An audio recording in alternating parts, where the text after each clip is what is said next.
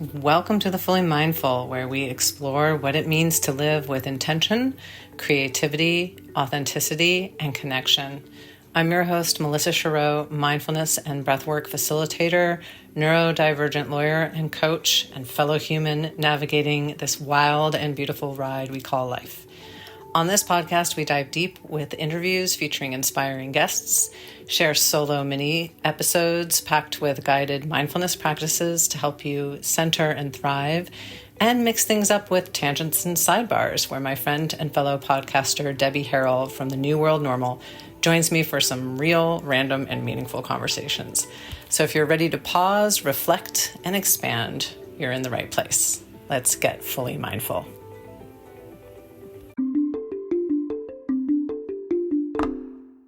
It's extremely harmful. I mean, usually if someone is handling stress, overwhelm, trauma, whatever it may be this way, something is stored in the body and it needs to be released. And so your body is probably in a constant state of fight or flight, meaning you are looking to fight or you want to flee and you want to get out.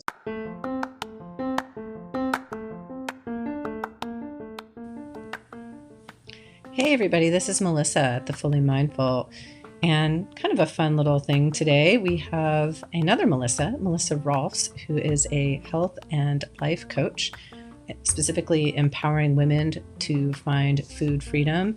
She is board certified in holistic health coaching. She is both a health and a life coach, and she has expertise in child nutrition and cooking certifications. She is also a certified fitness nutrition specialist. She's just got all kinds of certifications and accolades, but she's also a mom, a wife, and an entrepreneur, and a podcaster also of Mondays with Melissa. So as another Melissa, I love that.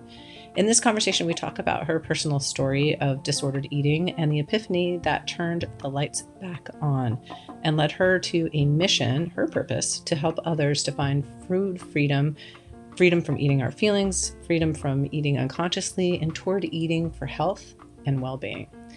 Of course, we rant a little bit. We can't help that. Two Melissas in a room. But I think you'll find that piece a little bit interesting too. Most importantly, we talk about some of the solutions that Melissa has found over the years as a health and life coach. And she lets you in on some of these solutions here at the Fully Mindful. In fact, that's kind of her style. She's generous and real. She offers a free guide to body freedom and peace. And if you're interested, you can follow her, and I'll make sure to put all of that wonderful stuff in the show notes. For now, buckle in, settle in for a wonderful, perfectly timed, right before the holidays conversation about eating mindfully, eating well, and eating for well-being.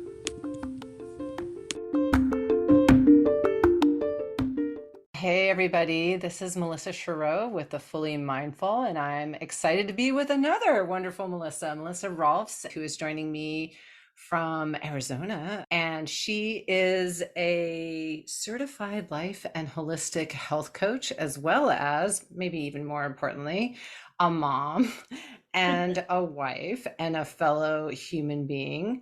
She has a coaching and consulting business, if I've got that right, called Free to Be Coaching. So welcome, Melissa Rohlfs. Thank you for being here. Thank you, Melissa. I'm excited to be here. Yeah, me too. And we were just talking, for the listeners out there, we both have new high schoolers, and the transition is an interesting one, to say the least. And we're sort of commiserating about, just they're getting closer. It's exciting to watch them grow, but it's a little bittersweet too, right? Yeah. I think that's what I'm struggling with. Like, I'm really enjoying my daughter, and I'm like, oh my gosh, she's such a cool person, and then it's like, ooh, and now the time is, like we were talking before with sports and the commitments, like there's just not as much time together, it seems like. Yeah. And so I guess the trick is, how do we manage our own lives and balance our own lives so that we can be fully present for our children? For, yes, of course, we have them our whole lives. We'll never not be moms, but while they're actually in our homes, and they're under our roofs and in our hearts that closely. Yeah. Mhm. Yeah. Well, let's talk about you a little bit, and undoubtedly we'll end up talking about the kids again because it's just part of our lives. So tell me, what does it mean to be a life and holistic health coach? Those two things combined. Yeah, I think for me, most it means like looking at the whole person. I was really intentional when I was looking at certifications. I knew I wanted to do health, Mhm. but I also really chose the school that I did because it also offered life. And the fact is, when you look at your health, the health and the life go hand in hand. They're so interconnected. You can't separate them. So for me, the fact that they were both together was super important and just really pivotal because it's the whole person. Like our everything affects our health and our health affects our life. Like they're just so intertwined. You can't escape one without the other. I love that. I just had a guest on recently, Dr. Delia Kiramonte, who is an integrative palliative care doctor, and she has combined those two for the same reason, right? Because we cannot, as much as we might try to compartmentalize, it is important to have specialists. It's not like it's not important to have specialists, but it's also important to recognize that these things are really integrated. You really can't do one without the other. You certainly can't do life without health and health without life, right? Right. And it's so interesting because so many of the women I work with, and myself included, like my life was affecting my health. That was kind of the root of my behavior and why I had the relationship I did with food because it was rooted in life. It wasn't really about the food. The food was just the byproduct and how it was coming out. Ooh, I can't wait to dig into that a little bit. Are you ready? Yeah, let's go. Right now, for our listeners, I don't know when this will, get published, but it's Friday night and it's the end of the week. And so why not just get down and dirty with everything personal? And I think that really struck a chord with me that, food really wasn't the problem. It was life causing the problem. So what do you mean in your story? Like how did that show up for you? Yeah. So for me, I was using food to kind of cope with feelings and emotions and things I didn't know how to handle. And I didn't know it at the time, but it started in childhood. I remember being 8 years old and hiding cookies and candies, and it wasn't fruits and berries. I mean, it was like junk food in my room and hiding, the food to kind of self-soothe and handle things that came up I didn't know how to handle. And I don't think my parents would have known, but Melissa, we had some little mice that snuck in and they left their droppings on my bed and totally ratted me out. So it started at a Those young darn age for mice. me. I know. I can't even say what they are, mice. Yeah, they started very young. I remember doing something similar. And in modern popular culture, we kind of joke about it, right? We talk about quote unquote, eating our feelings. It's sort of akin to, oh, ha ha ha, day drinking. And I have problems with both of these things with, sort of making light of something that's actually pretty serious. Eating our feelings is I know we joke about it and sometimes we have to, but like it's a pretty serious thing to want to push our feelings down or feel like we have to and do that with sugar or other junk food, right? Absolutely. And I think too, the thing that's tricky with food is we need it. Like we need food to live. It's not something, like drugs or alcohol that we need to cut out and detox from. Like food is something we need to survive. Right. So here you are, it starts off when you're 8 years old with, some candy, and probably a lot of kids did something similar. We all like candy, and we're not given free rein to have all the candy that we want, because our parents are trying to, do the right thing. So, I mean, did it go any further for you, or did it stop there? Oh my gosh, no, it kept going and it kept going because I didn't know that's what was happening. I think it just was a habit that I developed, maybe subconsciously or to kind of handle things that were going on. It kind of was my way to self-soothe. Absolutely carried through middle school, high school, college, marriage, having children. Like it went with me. Yeah. Yeah. So you were using, it sounds like, food as a coping mechanism for whatever might be confronting you on a day-to-day basis. And for at least a while, you weren't even aware that you were doing it. So when did you become aware? Like at what point were you like, okay. I'm doing this thing and it's, maybe not working for me or whatever your experience was. When did that come about? Not for a long fucking time, because the funny thing is, like, I remember being, out of college, living in Chicago, sharing an apartment with my roommate, and we would like go in on groceries together and we bought ice cream. And I like ate the whole container of ice cream and I was so embarrassed, but I didn't know why. Like, I just knew that I just really liked ice cream and sugar and junk food. And it really, Melissa, didn't occur to me until after I had started my healing journey and gotten into coaching and gotten my certification, that I was like, oh, that's what I was doing. Like, it was really far removed, honestly, probably more than I would like it to be, but everything happens for a reason. So, Yeah, I know in my own personal journey with food, mine was maybe a little bit more obviously a problem. When I was a teen, I had this good friend who taught me, hey, you could eat a whole pizza and a whole gallon of ice cream, and then you just stick your fingers down your throat and it's all good. It's like it never happened. And I was like, I mean, you would have thought she had introduced me to magical unicorns on a rainbow because I was like, now here is the solution to all of my problems. And I'm sure you've worked with people. mm, So mine was a little more like, you got to deal with this right now, and fortunately I was able to get the help, but not everybody is that fortunate. They might be like in your situation where it's perhaps less obvious, right? You're just, and I'm going to put just in air quotes because, I don't mean to minimize it. You're just overeating. You're just eating your feelings. Like somehow we think that that's not as serious as, say, anorexia or bulimia, but it actually is, right? absolutely. Yeah. Yeah. So tell me about that. What kind of impact does this have on a person's life when we use food to cope with emotions instead of other modalities to feel our feelings, express them, work through them?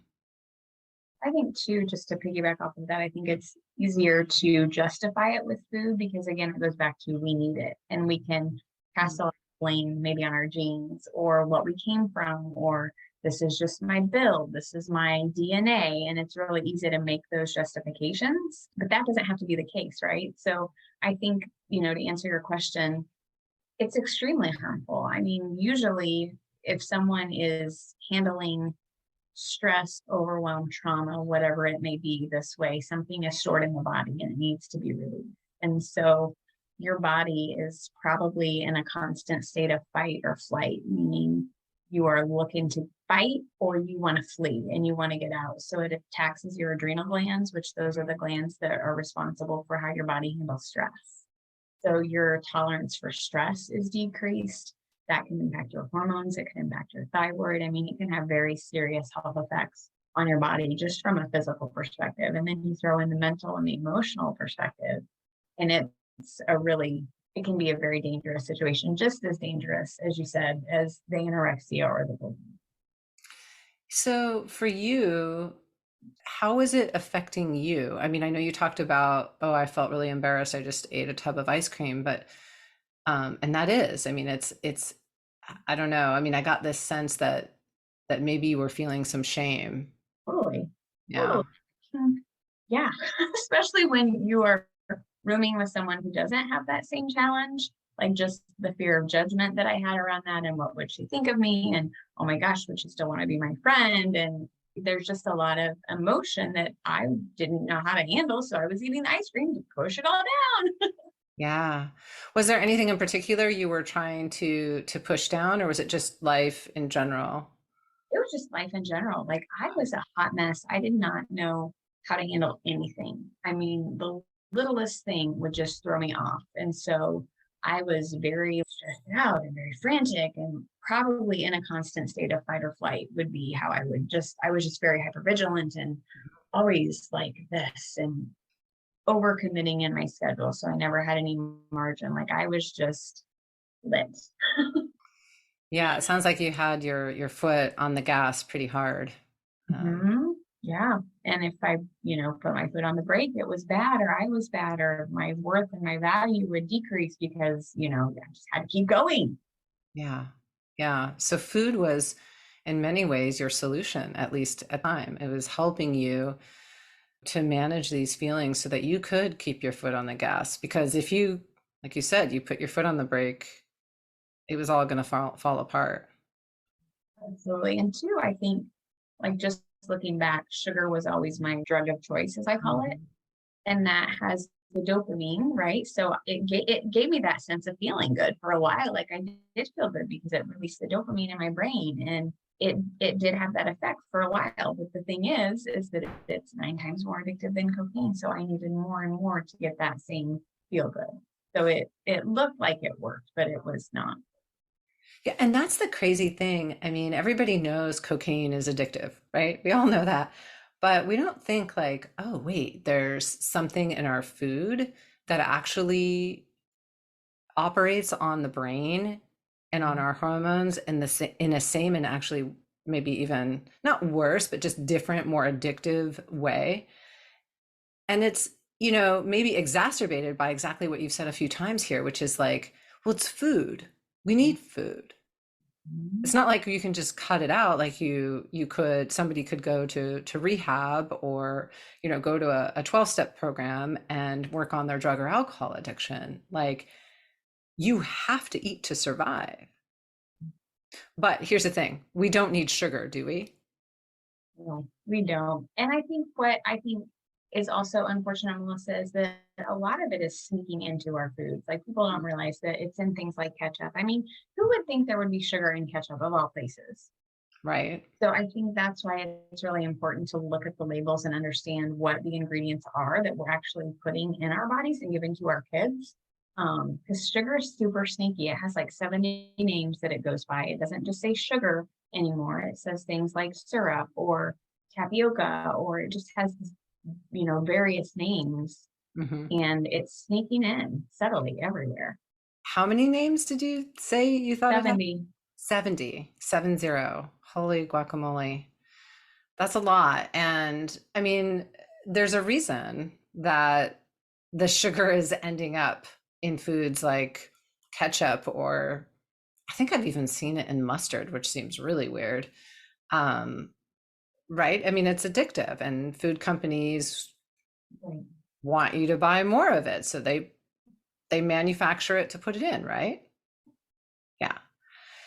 So what's a person to do? So let's say I have this revelation. I listen to this podcast and I'm like, oh my God, that sounds just like me. And I feel like I'm using sugar or other foods to manage my feelings, but I don't know what to do. What do you think are the first steps that somebody, I mean, other than of course contacting you because you work with folks like this? So definitely, if you're out there and you're having this problem, feel free to call Melissa. But I mean, what kinds of things do you usually suggest that people start doing?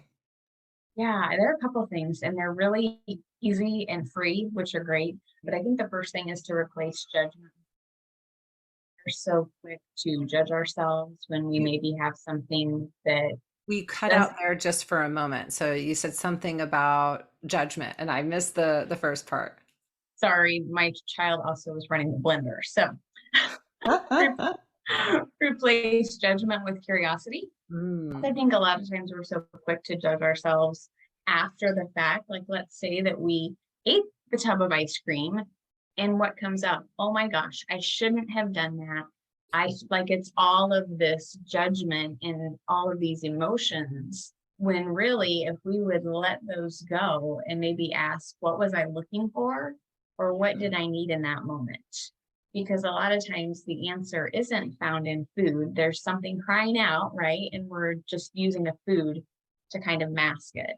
So I love to encourage people to replace judgment with curiosity. That can be really powerful because then you'll kind of start to figure out, maybe I just needed more people time, or maybe I spent too much time with people and I need more alone time, or maybe I'm not being very creative and we crave that, and we identify the craving and we think it is a food craving.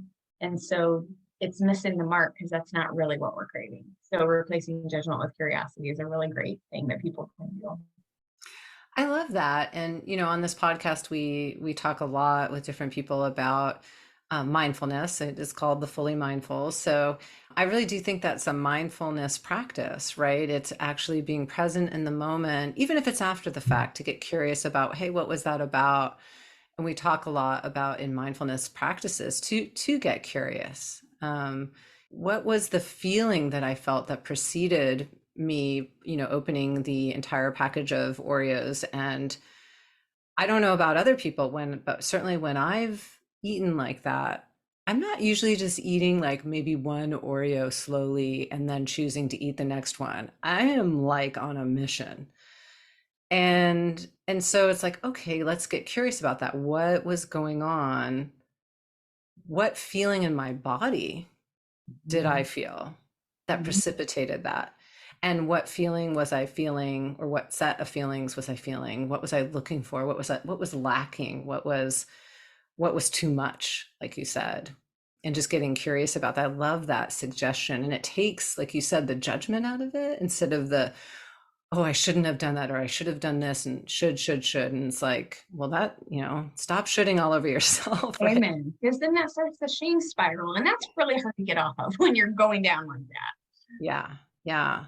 So, once you get curious and you're like, okay, that this is what was happening with me, what else do you suggest? Yeah, another great thing I love is called the 557 breath.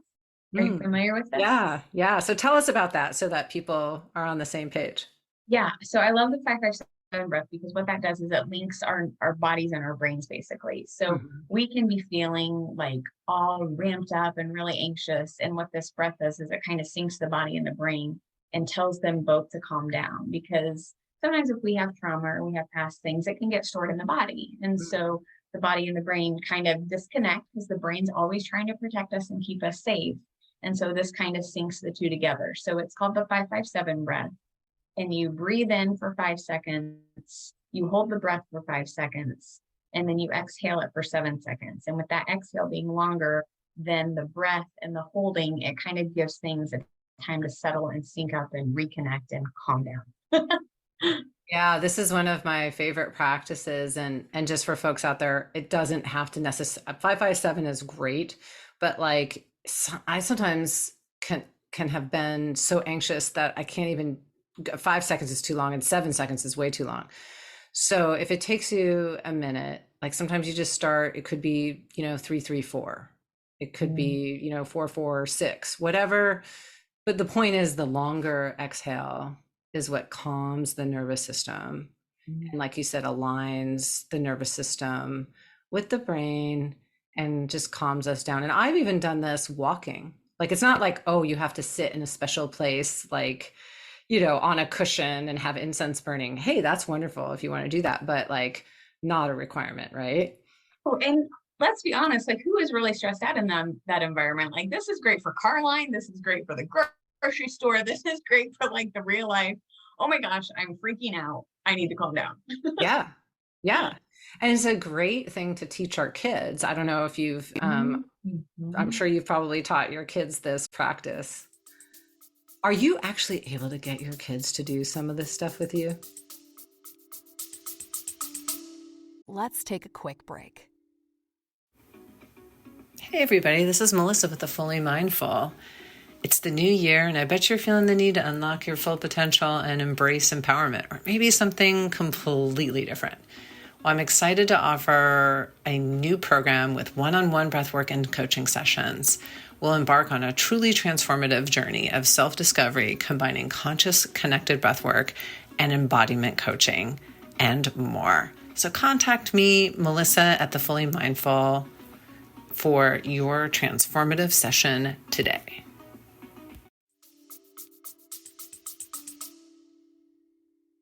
Our 14-year-old is pretty calm as it is. So like we just implement that like sporadically. Our 12-year-old is the one that we're really working on it. And we're getting there. It's just Great. slow. Yeah, I know I used to, when my daughter was younger, I would get her to meditate a little bit with me. Deepak Chopra had like a special little meditation practice for kids that we used to do together. And then after a little bit, she was like, yeah, mom, go away. But I still think it made an impression on her. And we've certainly found other ways to be mindful together. She maybe doesn't know it. I'm a little more covert with her as a teen. But but it's the struggle is real. I did a certification with Dr. Chris Willard, who is a Harvard psychologist, and he speaks all over the place. He's written something like 18 books, some really wonderful books, and he's going to be on the podcast. He has a wonderful training if you're ever interested, or the audience is interested, specifically how to teach mindfulness to kids and particularly teens. And one of the things they talk about a lot is being very covert with teens. I mean, not necessarily, we can be transparent too, but like there are ways, where we can convince our teens to kind of get on the same page, right? I probably need that. I need to retake it. Yeah. So speaking of which, like, I'm assuming that in your household, you probably don't have a lot of sugar available in the household, and you probably have pretty healthy eating habits. Yes? By and large, I would say yes. Not perfect, because that doesn't exist. And I also think too, like, it's kind of like with technology, I've kind of accepted, you know what, this is the world that we're in. We need to make sure that we're not totally removed in how we do things so that they don't feel like they fit in or they have that commonality. Not that we do things based on that, but if I had my way, Melissa, there would be no technology at all. My kids would be technology free, but that's not the reality of where they're at. So I Right. have how to give with that. And I kind of do the same with food too, especially as they're getting older. Yeah, I found that to be, my daughter was gluten-free and dairy-free for many, many, many years. And and you and I have talked about this separately, it's very challenging to eat differently than the rest of everybody. And we live on the West Coast where eating differently is normal. We're not from maybe the Midwest or the Southeast where, eating vegan or gluten-free or whatever is considered, well, actually, I don't even need to bring in our own country. I remember when we first went to France and I was vegetarian. I was only vegetarian. I was not vegan. And my in-laws, they're very sweet, but they kind of thought I was like in a cult because it just seems so it seems so bizarre. So, how have you and your family navigated eating differently than, by and large, like you said, obviously not 100%, but by and large, eating differently than the mainstream? Yeah, we send lunches with our kids. So I pack the lunches, which I don't mind. I mean, I kind of consider it an act of love, like, oh, I know what they're eating and this is good for them. Are they sneaking things at lunch? Quite possibly, maybe. I hope not. But if they are, they are. So we do that. And for like, I think the hardest part is like family gatherings and birthday parties. Hmm. Because the norm is, pizza and cupcakes or ice cream. And like you, we are gluten and dairy free. So we usually try to figure out, okay, what are you serving at the party? And what can we bring that's comparable so that they're going to blend in well enough that they're going to have what they can eat within their parameters. So that's how we navigated it. But, we're in middle and high school now, and we have a retreat next week in Northern Arizona. So I don't know how this is going to look because it's a different season. So that's worked for now. So we'll see how it goes. Yeah, I mean, it can be really challenging, especially for kids who, are sensitive to various degrees about feeling different from their friends. And I know, certainly my daughter has been to many a birthday party where she's not eating the Costco, sheet cake, um, or the donuts or the pizza or lots of the things. And I know that can be a lot of pressure on kids. So how have you worked with your kids? I know you've already talked about, bringing things for them, but emotionally, how have you talked with them, or what have you talked about to help them feel better about these really healthy choices.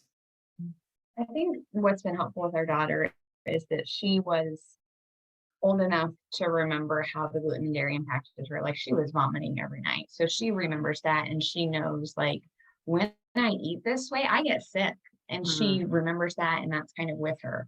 So she knows the consequence. Whereas our son, he didn't have that experience. So it's a little bit more challenging with him. So we just try to encourage him, how do you feel when you eat this? Like what happens in your body? Like how do you feel and your emotions and your behavior? So kind of trying to help him connect the dots because doesn't work for him either. Like he might not be puking, but the behavior side is like, no, buddy, not for you. Yeah, we've had a lot of those same challenges because I think initially my daughter, she was really young when we started to notice the health impacts. And so she doesn't really remember that. And now the health impacts aren't as obvious. They're not as immediate, I should say. They happen, but it's over time. So it's harder to say, oh, that's the thing that made me feel this way. Or God forbid, you just get used to feeling this way.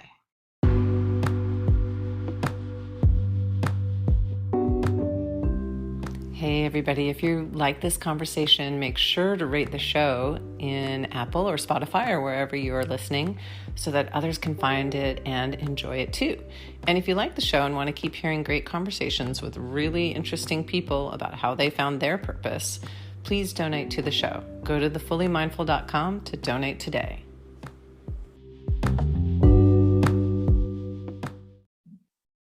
Yeah. So, and maybe that's, some of your clients have gotten used to feeling, they don't even know that they feel like crap. That was me. I was just so used to feeling like crap and being exhausted. I just thought that's what it was like to be a mom. Like I'm just doomed. I'm going to be exhausted and feel like crap the rest of my life. Yeah. And it turned out that wasn't true, right?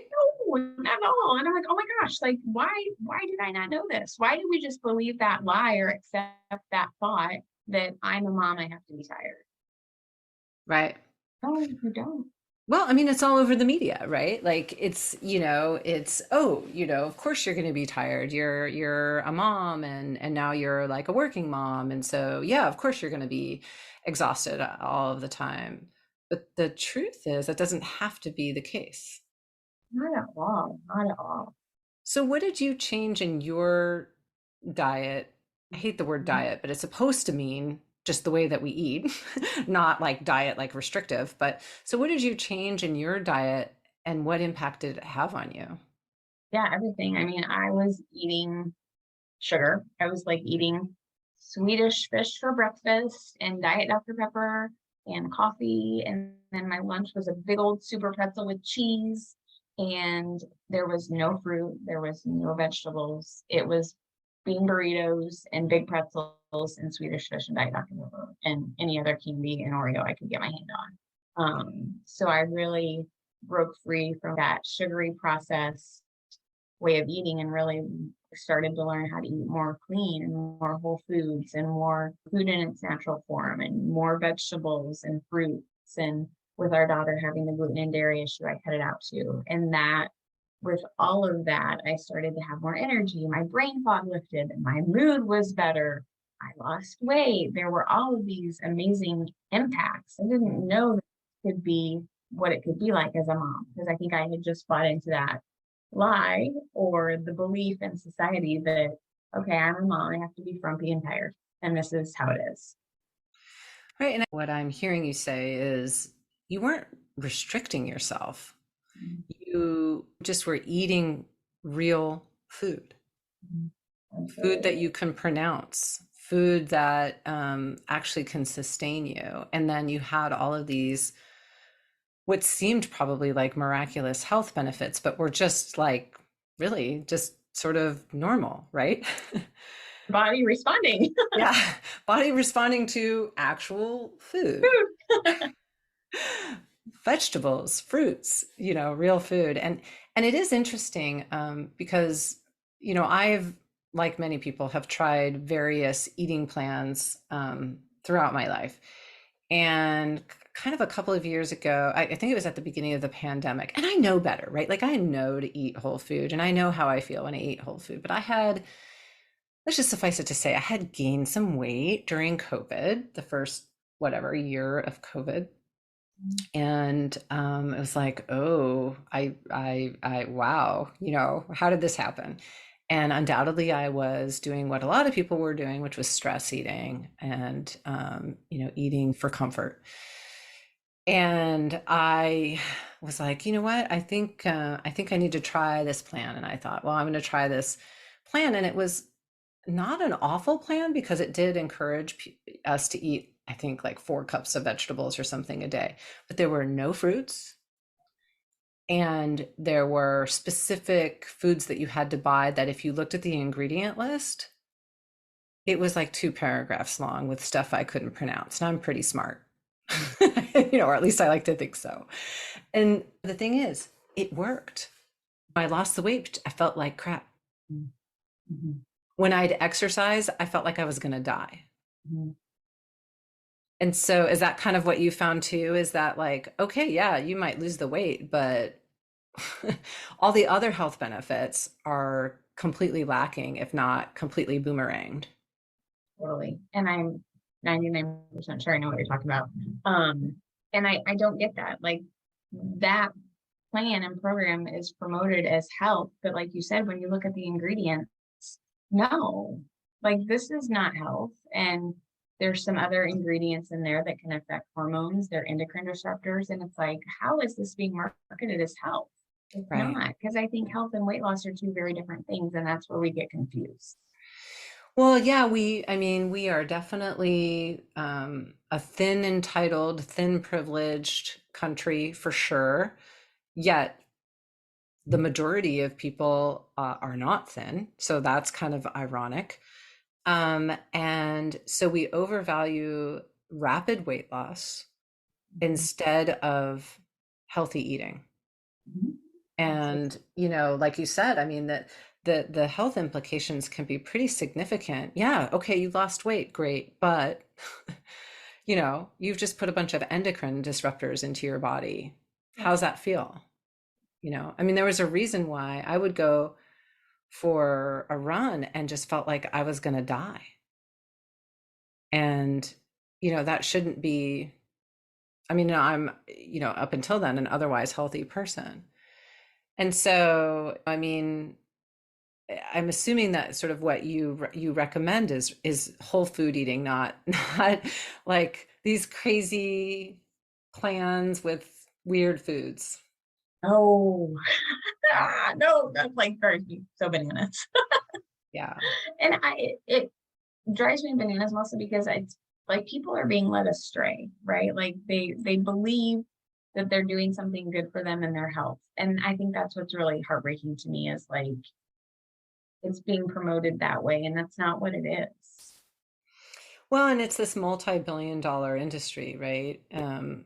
I mean, food is a multi-billion-dollar industry, and that's why they put sugar in food. And then the diet industry is this multi-billion-dollar industry. And, there's a lot of money to be made for people to be miserable. And I feel like I'm a relatively smart person and I knew enough about nutrition, and yet I still did it, like the attraction to lose the weight was stronger than my knowledge that this was maybe not the way to do it. Yeah. What do you think about other plans like keto plans and that sort of thing? I mean, that's still whole food, but it's different. Yeah, I think the best diet is the one that works for you and your body type, and we're all unique and we're all different. And so what works for one doesn't work for all because we have bioindividuality. So I think it's really important to let your body guide you and lead you and tell you what's best. The interesting thing about keto is it was started for people who were having seizures. And my understanding is that cutting out those ingredients in that kind of nutrient group helped with that. So I just think it's important too, before you do consider a plan or a diet, to do some research and do your due diligence and see like, what was this created for? What was it designed for?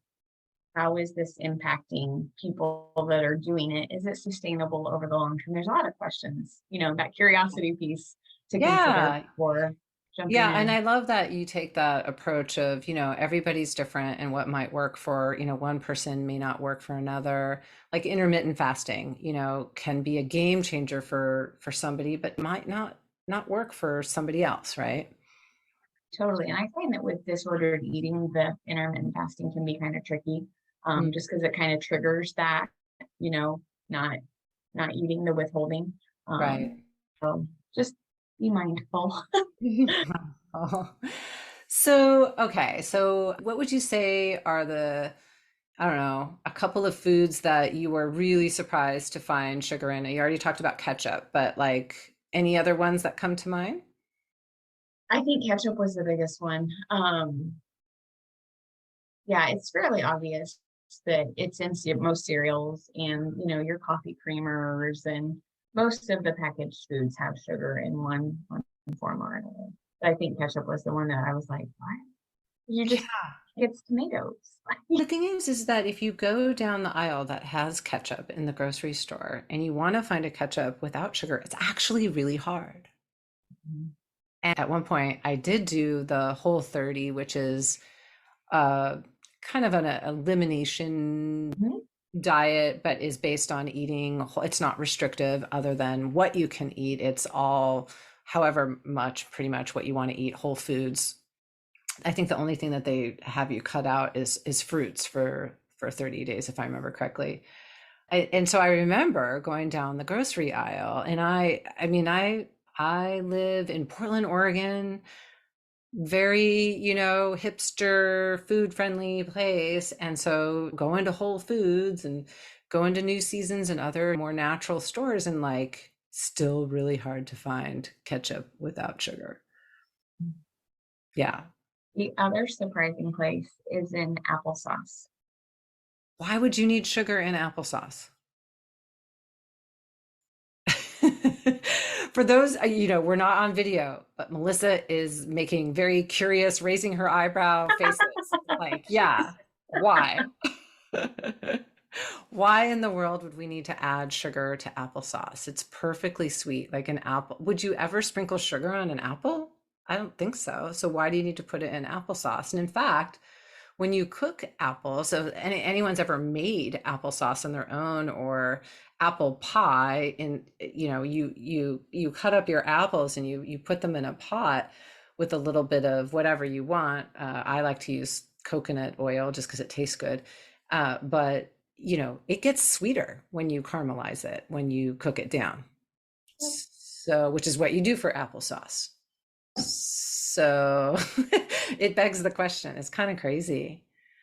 Um, so I guess, okay, we've already talked about solutions. We've talked about ways to be mindful and replacing judgment with curiosity, the 557. Is there anything else you want people to know that, and I should say that you work a lot with moms in particular. So is there anything other than what you've already talked about that you would suggest to moms who might be struggling a little bit with this? There's one more thing, and it was a client realization today. She said, when I'm not scrolling and when I'm not watching TV, when I'm present with my food, I don't stuff.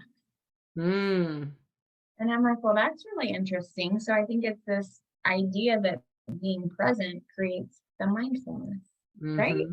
Yes. Well, and I can say today I was working my day job, and, it was appropriately stressful. It wasn't anymore, whatever. It just, things were happening. And I was like, I think I'm going to eat cereal, right? Well, I'm working and eating the cereal, and then like I luckily had this moment of clarity about what I was doing, and I was like, "Oh my gosh, I'm it kind of like your client was talking about that scrolling or watching TV. I was working and I had Mhm. that same experience of, oh, wait a minute. I'm trying to manage my stress right now. Granted, it was a healthy choice. This particular cereal is a healthy cereal, so it's not like, I'm not eating Lucky Charms or something like that. but still, I recognize in the moment, and I was like, oh, I know what I'm doing. So the point is, like your client made, like, oh, if I reserve my eating for when I'm not doing other things, like scrolling or working or watching television, I can be in touch with my body and know what feels right. Yeah. I love that. And so when you work with moms, tell us a little bit about your program. Yeah. It's a 12-week program called Finding Freedom, and it's really helping women understand why they're going for food and really kind of changing our habits around that. We get I love that. That's great. And so just kind of winding up, I have a few little, I don't know, maybe fun questions. I guess you'll see if you think they're fun. So what is one of your favorite outdoor activities? I love to hike, and I was not always a hiker, but when we moved to Arizona, I was like, oh my gosh, there's mountains, there's sunshine, there's cacti. Like I love it. I'm addicted. Hiking.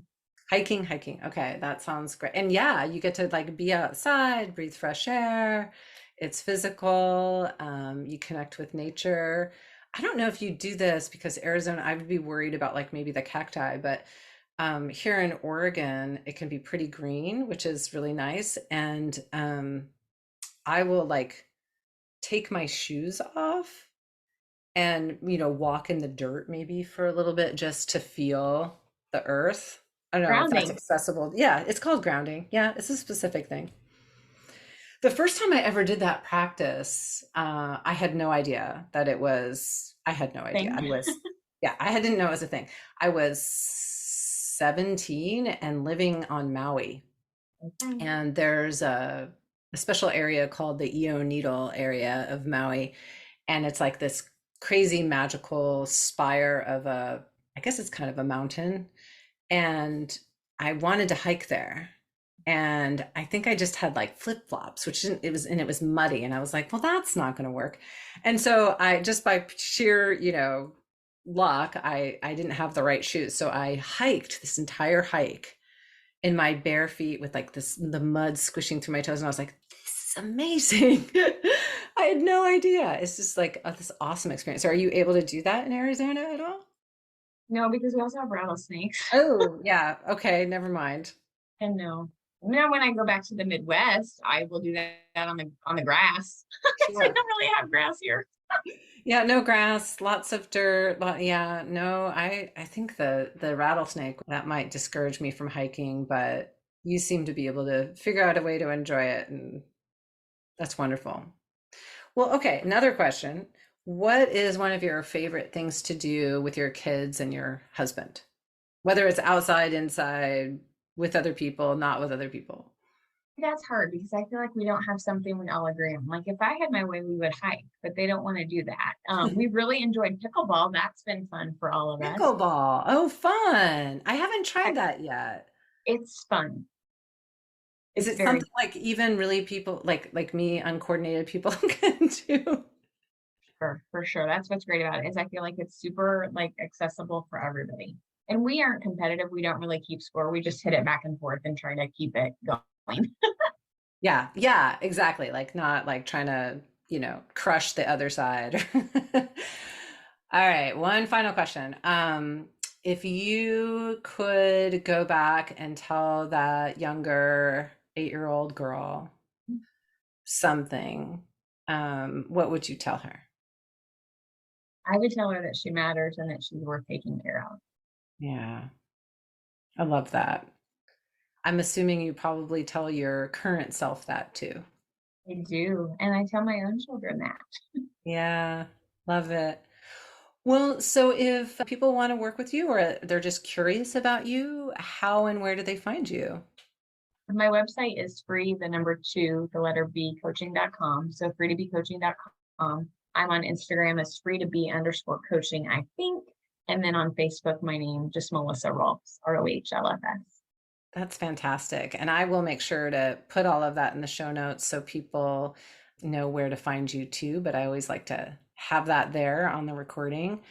Well, it has been an incredible pleasure to have you, and I'm so glad that we were able to work this out on a Friday evening after school, after work, after all things. And it has been wonderful to have you, and I can't wait to have you on again. Thank you. I've so enjoyed the conversation. I always love talking with you. We could do this for days, we've decided. Absolutely. Thanks again. Thank you.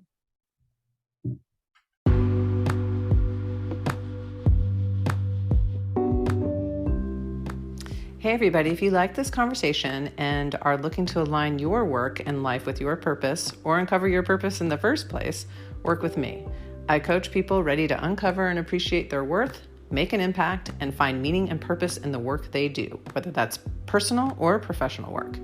Get your mind right and make your plan for impact and coach with me. Connect with me for 15 or 20 at the Calendly link in the show notes below and talk about coaching with me.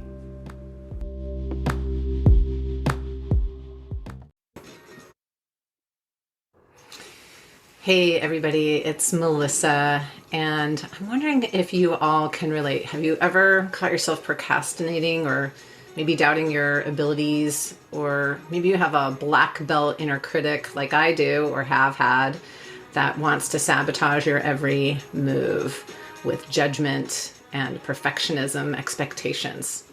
It might keep you stuck, it might keep you anxious and away from your full potential. The Positive Intelligence Program, PQ, is a powerful 6-week journey designed to help you quiet those saboteurs, embrace positivity, and find flow in your life. Through daily practices and weekly focuses, we'll work together to build your mental fitness. The PQ app will guide you every step of the way and support you, and you'll be supported either by myself in a one-on-one or in a small group of like-minded individuals where you can share insights and progress. So reach out, contact me at info@thefullymindful.com to find out how we can work together one-on-one or in a small group today.